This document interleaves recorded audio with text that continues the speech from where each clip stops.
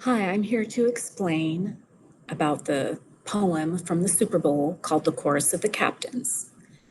I've had many of these turned in and there was a lot of confusion. So I'm here to give more explanation. So here's the poem. I'm going to read it to you. Today we honor our three captains for their actions and impact in a time of uncertainty and need. They've taken the lead, exceeding all expectations and limitations, uplifting their communities and neighbors as leaders, healers, and educators. James has felt the wounds of warfare, but this warrior still shares his home with at-risk kids. During COVID, he's even lent a hand live streaming football for family and fans. So here now she's talking about the three people they're honoring in the Super Bowl. This was the veteran. Now here's the teacher. Tremaine is an educator who works nonstop, providing his community with hotspots, laptops, and tech workshops, so his students have all the tools they need to succeed in life and in school. Susie's the ICU nurse manager at a Tampa hospital. Her chronicles prove that even in tragedy, hope is possible. She lost her grandmothers to the pandemic and fights to save others' lives in the ICU battle zone, defining the frontline heroes risking their lives for our own. Now listen to this, how she closes, and this kind of gives her tone. This last stanza gives us her tone, how she feels about these heroes. Let us walk with these warriors, charge on with these champions, and carry forth the call of our captains. We celebrate them by acting with courage and compassion, by doing what is right and just. For while we honor them today, it is they who care every day honor us. So there, that last stanza kind of gives the tone. Her tone is her attitude toward the subject matter, which is those heroes. So think about how do you think she felt about them? All right. And then how does, after she says all that, make you feel? And please don't just say good.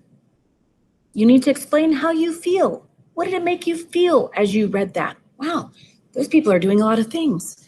Maybe it makes you feel like, I should be proud of these hard workers and maybe I could do more, things like that. Okay. Then you answer, this is your own opinion. Do you think a poem is a good idea for a Super Bowl? Why or why not? That's your own opinion. Number 3, give 2 examples of alliteration from this poem.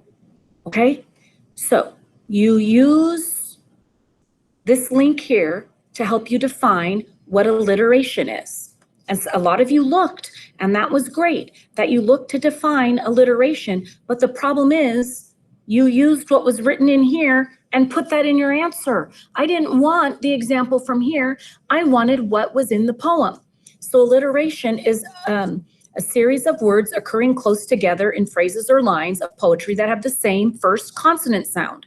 So Peter Piper picked a peck of pickled peppers, the first consonant sound. That's an example. So now you're going to go back here and find an example of that. 2 of them, 2 examples in here.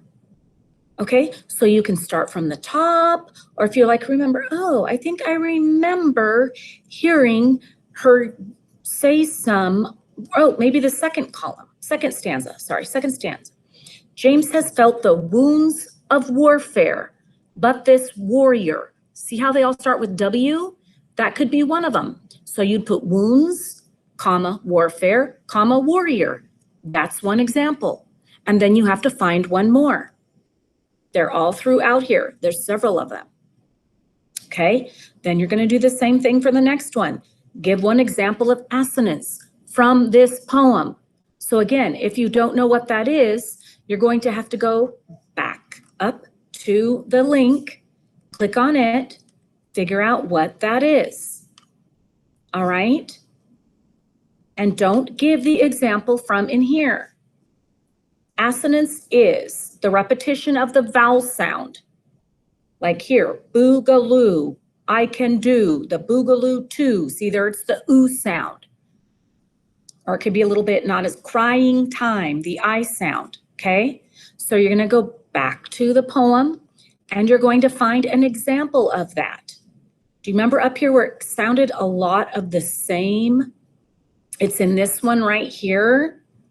This one stood out to me. I don't know about you. He says op a lot, non-stop, or she does, I'm sorry, non-stop, hot spots, laptops, sounds like a rap, workshops. That's an example of assonance. So you could use those words.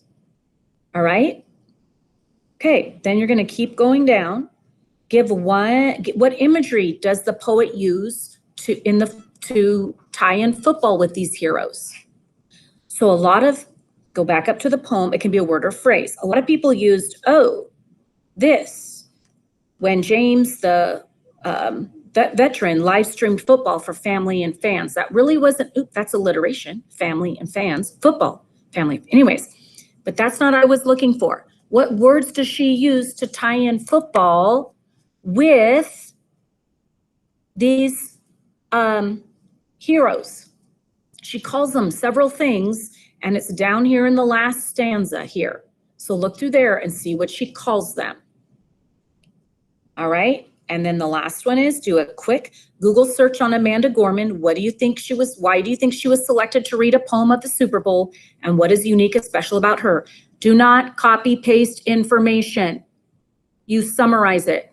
Some kids put in here words I know you don't know what they mean.